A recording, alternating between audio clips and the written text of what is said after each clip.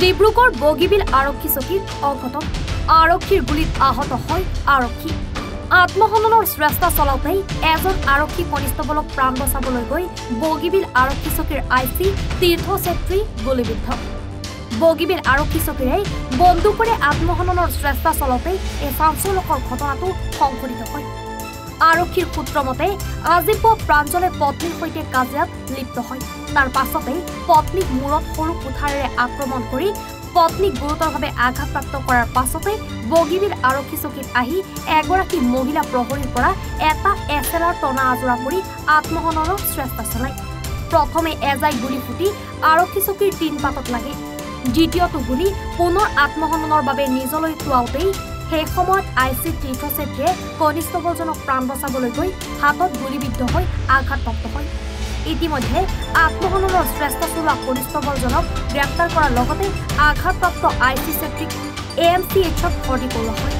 ঘটনাটোক কেন্দ্ৰ কৰি সমগ্ৰ অঞ্চলটোত চাঞ্চল্যৰ সৃষ্টি হৈছে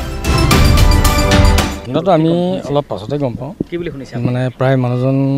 ইয়াত ভাড়াঘৰত থকা এমাহ অলপ বেছি হৈছে নেকি দুই এদিন তেনেকুৱা হ'ল মোটামুটিৰ ভিতৰত সিহঁতৰ হয়তো কিবা এটা খেলি মেলি কাজিয়া হ'ল হোৱাৰ পাছতে মানে মানুহজন ইয়ালৈ আহিলে মানুহজনী কিবা এটা অলপ মাৰপিটো কৰিলে নেকি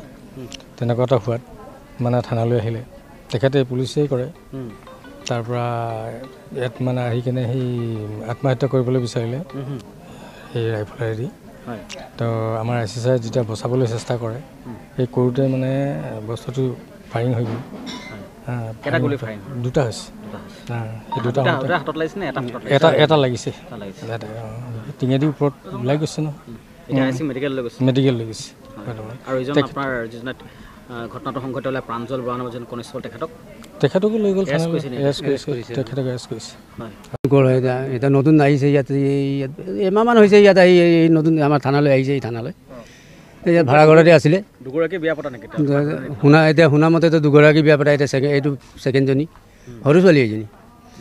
তাৰপিছত তাত ইয়াতে ভাড়াঘৰত থাকে হাতুৰিয়ে মাৰিলে বুলি কোৱা শুনিছোঁ হাতুৰি ইয়াত দেখিছোঁ মই এতিয়া ছাৰে পত্নীক মাৰিছে তাৰপিছত মানুহজন থানালৈ গুচি আহিলে বোলে পইলাই থানালৈ আহি কিনে ইয়াত কি কৰিলে কি নকৰিলে আৰু বন্দুক লৈ কিনে গুলি কৰিলে বোলে গুলি কৰাত এটা গুলি ওপৰলৈ ফায়াৰিং হৈ গ'ল সেইটো গুলি আইচি ছাৰক ৰখিব যাওঁতে আইচি ছাৰৰ হাতত লাগি গ'ল তেতিয়া আইচি ছাৰক লগে লগে মেডিকেল নিয়া হ'ল এতিয়া ক'ত আছে সেইটোতো ইমান ভালকৈও নাজানো মানুহজনক লৈ গ'ল হেৰিলৈ থানাই গ্ৰেপ্তাৰ কৰি ক'ত লৈ গৈছে এতিয়া মেইনটেইনৰ অলপ ডিফেক্ট আছে নেকি মানুহজনৰ বহুত নেমাতে এনেকৈ কাৰো লগত কথাও নাপাতে ইমানেই জানো আৰু তাৰ পৰা বিশেষ আৰু নাজানো আৰু ডিব্ৰুগড়ৰ পৰা আতিকুৰ ৰহমানৰ ৰিপৰ্ট এনি ভাৰত 24 নমস্কাৰ মই অজয় ফুকন আৰু এইখিনিতে সমূহ এনি ভাৰত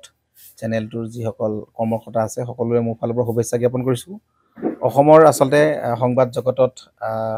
নতুনকৈ আচলতে এটি আত্মপ্ৰকাশ ঘটিছে আমাৰ নিউজ চেনেল এনি ভাৰত আৰু এনি ভাৰতৰ এটা খুব ধুনীয়া এটা অনুষ্ঠান হ'বলৈ গৈ আছে সকলোৱে জানে আমাৰ সকলোৰে মৰমৰ হাৰ্টথ্ৰব জুবিন গাৰ্গৰ গানে কি আনে আচলতে জুবিনদাৰ সেই গীতৰ আধাৰত আমাৰ হিৰুদাই লিখা সেই গীতটি গানে কি আনে এই গানে কি আনে নামৰ এটি তেওঁলোকে সাংগীতিক ৰিয়েলিটি শ্ব' কৰিবলৈ গৈ আছে আৰু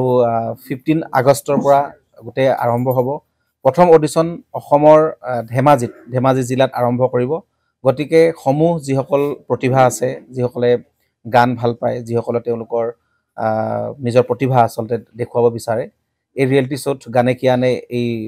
প্ৰতিযোগিতাত অংশগ্ৰহণ কৰক আৰু খুব ধুনীয়া আপোনালোকে সুবৰ্ণ সুযোগ লাভ কৰিব লগতে ইয়াতে পুৰস্কাৰ আছেই বিভিন্ন ধৰণৰ উপহাৰো আপোনালোকে লাভ কৰিব আৰু লগতে এগৰাকী